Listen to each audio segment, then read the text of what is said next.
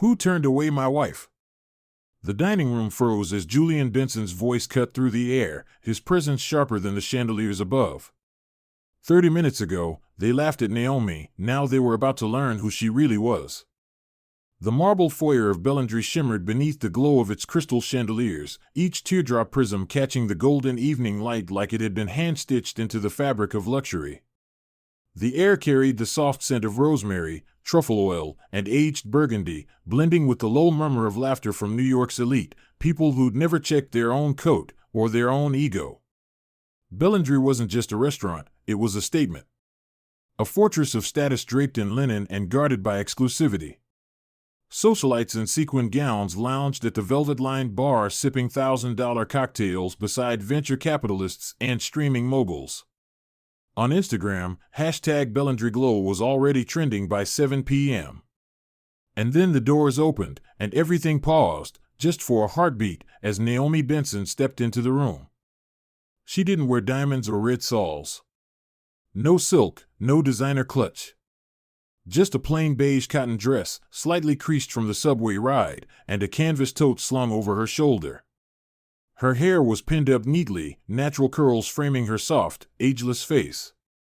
At 38, Naomi radiated quiet elegance, the kind that didn't scream for attention, which is why Bellandry didn't recognize it. In her bag was a notebook, a pen, and a faded photograph of her mother smiling in their old Queens backyard garden. Naomi hadn't come to dine. Not yet. She'd come to make a reservation. One table. One night. For her mother's 70th birthday. A promise sealed over diner coffee 5 years ago, before the stroke, before the wheelchair, before the quiet sacrifices that no one ever applauded. Naomi had walked away from her curator's job at the Modern, her exhibits gathering dust now, so she could care for the woman who once packed her lunch with handwritten notes. Bellandry was her gift, a meal fit for the queen who raised her. But this kingdom had no seat for women like Naomi. Behind the sleek white podium stood Monica Vale, Bellandry's hostess. Her platinum blonde hair was swept into a glossy chignon, her form-fitting black dress clinging like it was made just for her. She looked Naomi over like she was scanning a dress code violation. Her lips curved upward, but it wasn't a smile, it was a reflex, like baring teeth. "May I help you?" Her tone suggested the answer was already no. Naomi offered a polite nod, her voice calm and warm. "I'd like to book a reservation for next month. It's for a special occasion, my mother's birthday." Monica blinked. "I see. Do you have a membership profile?" "No," Naomi replied, still composed. "But I was hoping I could speak with someone about making an advance reservation." Monica's eyes dragged over the canvas tote, the wrinkled dress, the absence of jewelry. She leaned slightly forward, her voice raised just enough for the nearby guests to hear. "We don't typically take bookings from walk-ins. Especially not for last-minute requests." A man in a tailored blazer at the bar, overhearing, let out a short laugh. "She must think this is brunch at Whole Foods." His date, a woman in a glittering emerald necklace, smirked behind her martini glass. Naomi didn't flinch. She took a breath, reached into her tote, and pulled out a sleek black card, embossed in gold, with her husband's name across the top. "Julian Benson, CEO, Benson Equity Partners. My husband asked me to call ahead, but I thought I'd come in person." She extended it toward Monica with a gentle hand. Monica's manicured fingers didn't reach for it. Instead, Trevor Lang, the restaurant manager, appeared behind her.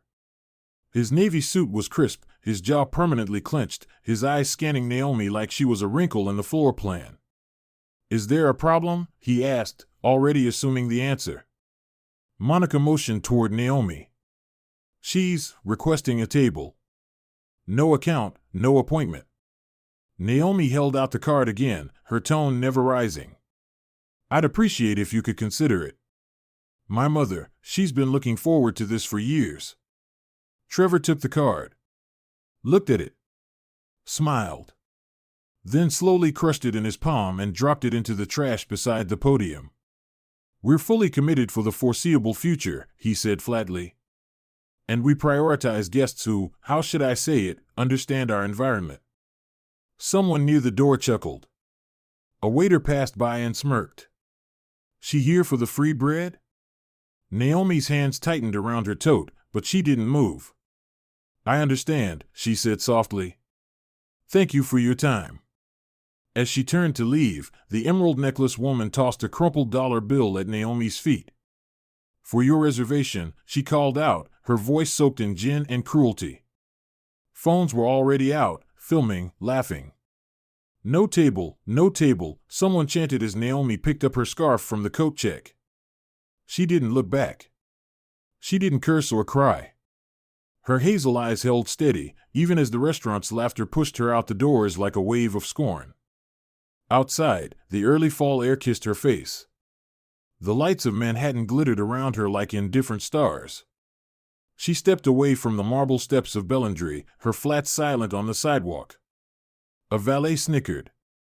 Yo, she's the one they kicked out? Guess we know what not to wear, another joked. Naomi pulled out her phone, the screen casting a soft glow against her cheek. Julian, she said, her voice steady, they wouldn't take the reservation. I'm okay. Just, let me know when you're close. She hung up and waited quietly, the chaos of the restaurant still echoing in her ears. Behind the restaurant's ornate doors, the laughter had already shifted back to foie gras and champagne. Monica adjusted her dress.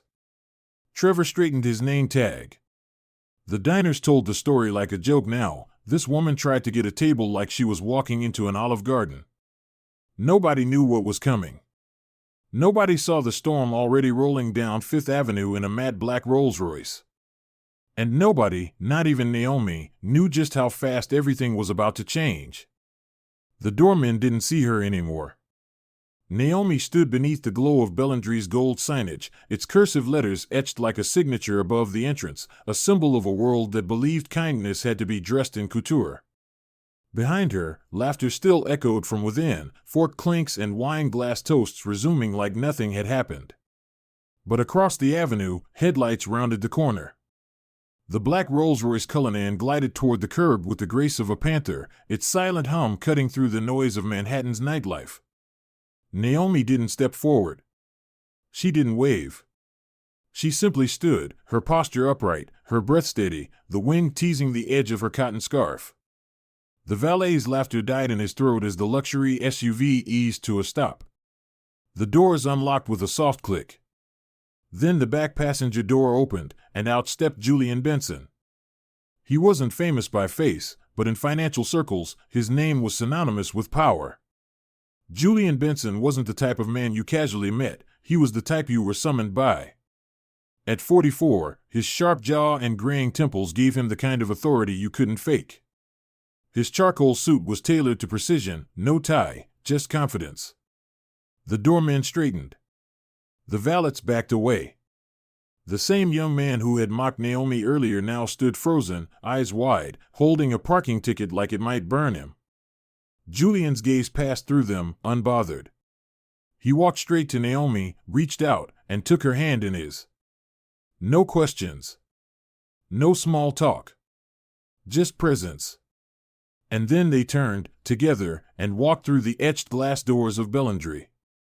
Inside, the lighting had dimmed to its romantic dinner setting.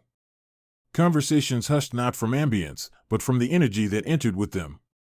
Naomi's flats touched the marble like the sound of truth walking through a lie. Monica Vale looked up from her podium and froze. The hostesses beside her instinctively stepped back, as if they knew instinctively this was no ordinary return. Trevor Lang had just finished seating a tech CEO when he noticed the stillness. Then he saw Julian. His mouth opened slightly, but no sound came out. Owen, the waiter who had snickered earlier, bumped a tray against a chair as his hand trembled. Guests turned their heads. Eyebrows rose. A phone or two slid quietly out of purses, not for mockery this time, but anticipation. Naomi said nothing. She didn't need to. Julian's eyes scanned the room once, and then landed on Monica. Which one of you, he said, voice low but crisp, turned away my wife? The silence snapped. A champagne glass halted midair. Monica's face turned porcelain pale, her words caught behind glossy lips.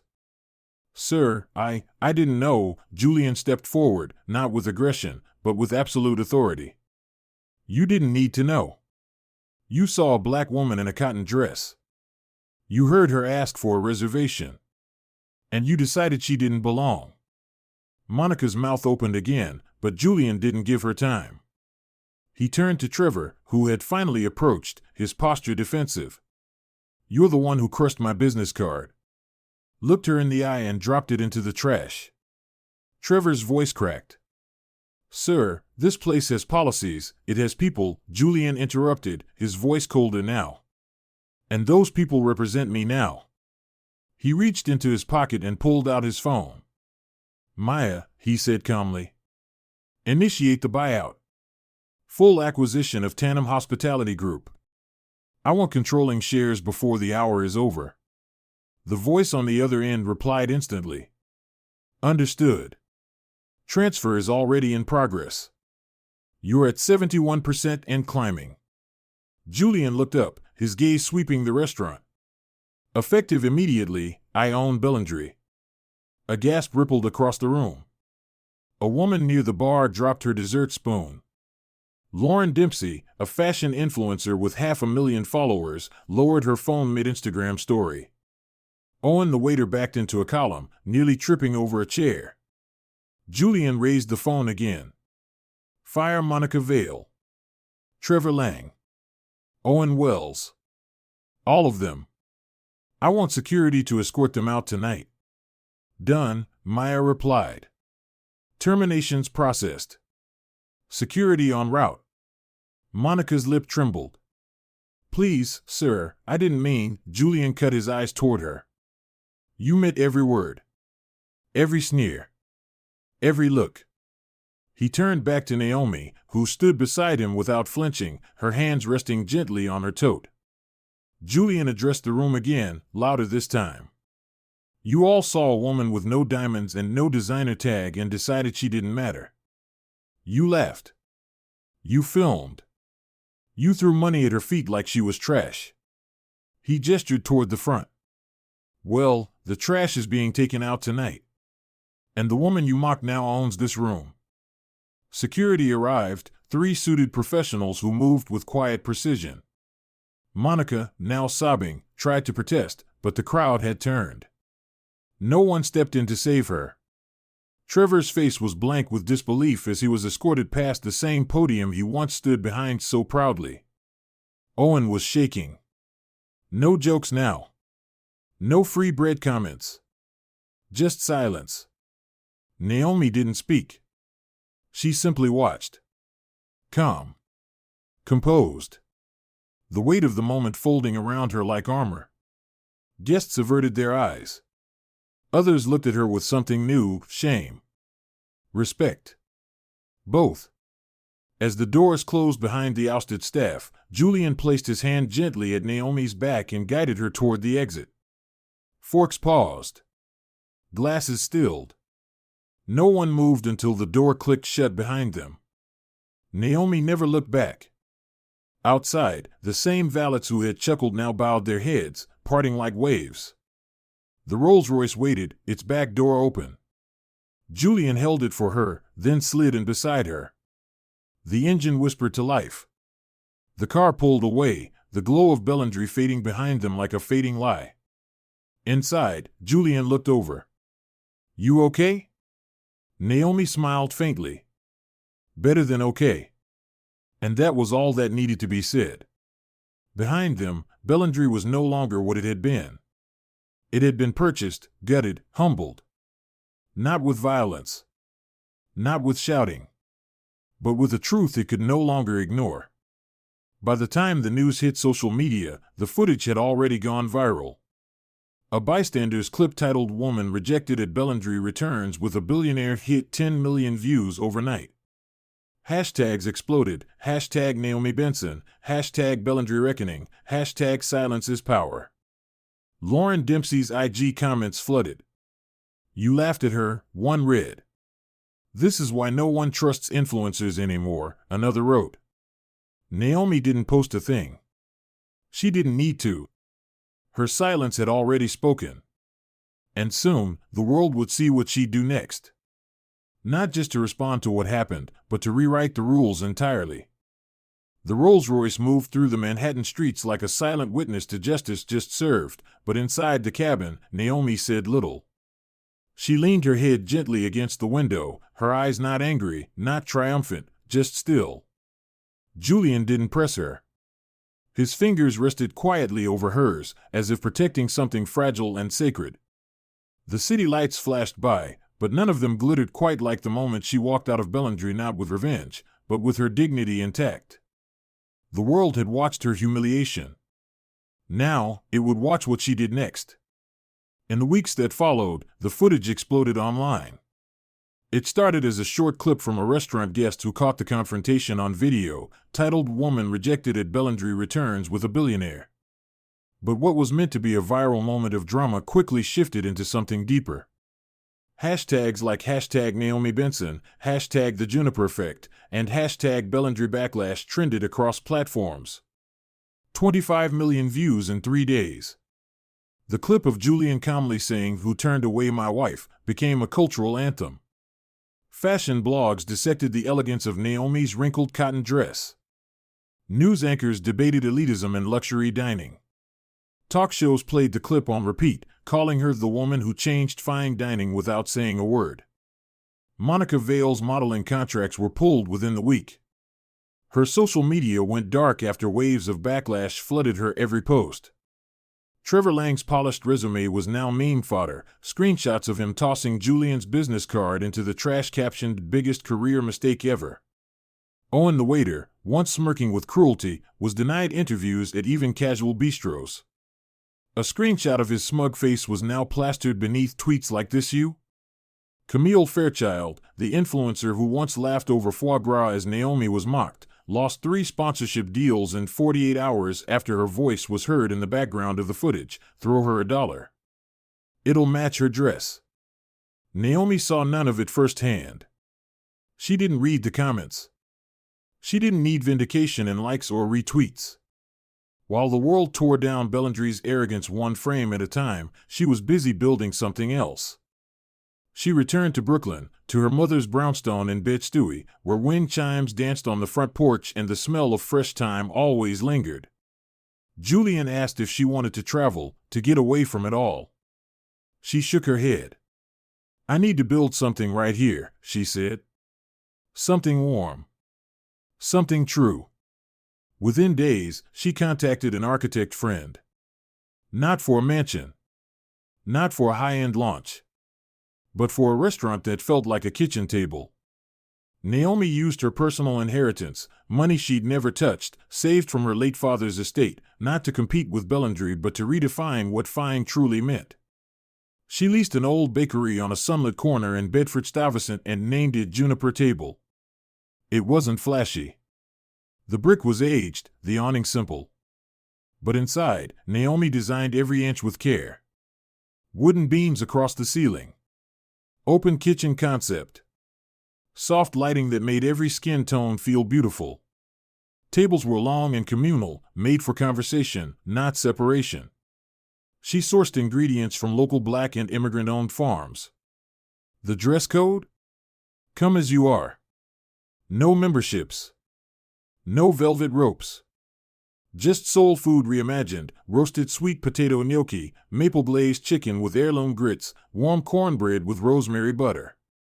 She hired single mothers, returning citizens, and kids with resumes still warm from the printer. They were trained with compassion. Paid with dignity. And when Naomi walked the floor in her same cotton dress, pressed this time, she didn't stand out. She belonged. The city took notice. On opening night, the line wrapped around the block. Neighbors. Nurses. Uber drivers. Teachers. First-timers who had never dared enter a place with white tablecloths but now felt welcome. Inside, laughter filled the air, not nervous, not performative, but free. That evening, Naomi stood near the entrance holding a tray of lavender lemonade when a small voice tugged at her hem. A boy, maybe 5 years old, held up a folded piece of paper. "It's for you," he said shyly. On it, a crayon drawing of a big plate with a sun and a smiley face. "This is your food place," he added. Naomi knelt down, her eyes misting as she accepted it. "It's perfect," she whispered, and pinned it to a wooden beam near the kitchen, where it stayed. Her staff called it the first review. The reviews from critics followed. But they weren't what mattered. Naomi's mother, her reason for everything, was wheeled into Juniper Table exactly 1 month later. Her birthday. She wore a soft floral shawl, her hands frail but steady in Naomi's grip. The room quieted as Naomi guided her to a table near the window. No one clapped. No one cheered. But every heart in the room leaned in. Naomi served her personally, seared catfish, her mother's favorite. They ate together. They laughed. And when dessert came, a warm peach cobbler topped with cream, her mother looked around the room, then at Naomi, and whispered, "You made this?" Naomi nodded. "For you, Mama." They didn't need Bellandry. Bellandry had chandeliers, yes. But Juniper Table had something it never could: heart. Bellandry's foot traffic dwindled. Rumors swirled of rebranding. Of apologies posted then deleted. But the damage was done. Its 3 Michelin stars dimmed beneath the weight of its own arrogance. Meanwhile, Juniper Table expanded quietly. Naomi opened a second location in the Bronx, then another in D.C. Julian backed her not with money alone, but with belief. When asked by a journalist what her secret was, Naomi simply said, "I treat people like family. And I never forget where I come from." She didn't gloat. She didn't name names. She never returned to Bellandry, not even once. She didn't need to. Because while they played at exclusivity, she built a movement. And in kitchens across America, chefs began asking themselves not how their food looked, but how their guests felt. Naomi Benson, once dismissed as a woman in a wrinkled dress, had quietly rewritten the story of what hospitality meant. Not through power. Not through protest. But through presence. Through love. Through a table long enough for everyone to sit. There's a reason this story stays with you. It's not just about Naomi or Julian or a restaurant with chandeliers and velvet ropes. It's about what we choose to see, and more importantly, what we choose to overlook. Naomi Benson walked into Bellandry with humility, heart, and history stitched into her simple dress. But the world didn't see her soul. It saw her shoes. Her wrinkles. Her silence. And it laughed. But here's the truth: dignity doesn't need a designer label. Grace doesn't ask for permission to exist. And sometimes, the strongest voice in the room is the one that refuses to scream. This story isn't just fiction. It mirrors something many of us, especially women of color, working-class families, or anyone who's ever felt invisible, know all too well. Being judged before we even speak. Being told, in subtle and loud ways, that we don't belong. But Naomi teaches us a better way. She didn't retaliate with cruelty. She didn't climb higher to look down on others. She built Juniper Table, a space that welcomed the very people Bellandry excluded. And by doing so, she proved something powerful: real power uplifts. Real wealth gives back. And real class is how you treat people when you think no one's watching. So here's my encouragement to you. Never let the world convince you that you have to perform your worth. You don't need louder clothes or fancier titles to demand respect. Let your kindness speak. Let your integrity shine. And when life shuts one door, build another with your name carved into the frame. And if you're ever in a position of privilege, whether that's at work, in your neighborhood, or even in a restaurant, look around. Ask yourself who's being overlooked. Speak up. Step aside. Make room. Because the mark of true character isn't how high you rise, but how many others you lift along the way. To every listener, thank you for spending time with us today. Your support means the world. If this story moved you, if it reminded you of someone you know, or even someone you've been, please consider sharing it. Let's spread stories that heal, that challenge, and that inspire. Because at US Edifying Stories, we believe in storytelling that restores dignity, honors truth, and reminds us that even in the smallest acts of courage, greatness lives.